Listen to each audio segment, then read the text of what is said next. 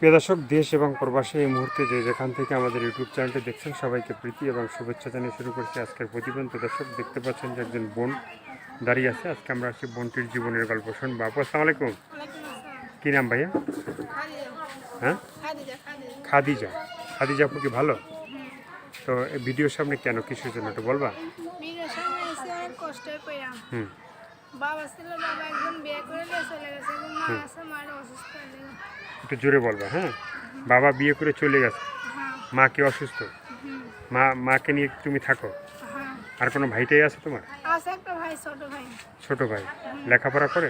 না না, এই টাকা পয়সার জন্য লেখাপড়া করাতে পারি তুমি কি লেখাপড়া করো? না, টাকা পয়সার জন্য করতে হ্যাঁ, পারি অনেক অভাব আছে, তাহলে করতে পারি না টাকা মানে পয়সার জন্য। অনেক অভাবে এই জন্য লেখাপড়া করা হচ্ছে না। না, তো তোমার দেশের বাড়ি কোথায়? দেশের বাড়ি বিক্রমপুর। বিক্রমপুরে। এর আগে কখনো ভিডিওতে আসছিলা? না, এই কখনো আসেনি। আসো নাই? না। এখন যে এই যে ভিডিওর সামনে আসলা, তুমি যে ছোটো মানুষ, হ্যাঁ, অনেকে ফোন দিবে, কথা বলবে, ভালো কথা খারাপ কথা, ঠিক আছে, অনেক কিছু বলবে, তুমি কি শুনবা? শুনবো। শুনবা নাকি শুনবো। কথা বলবা? ভালো কথা বললে শুনবো, আর খারাপ কথা যারা বলবে তাদের কথা শুনবো না। মানে ভালো কথা বলবে শুনবা, খারাপ কথা বললে শুনবা না? না।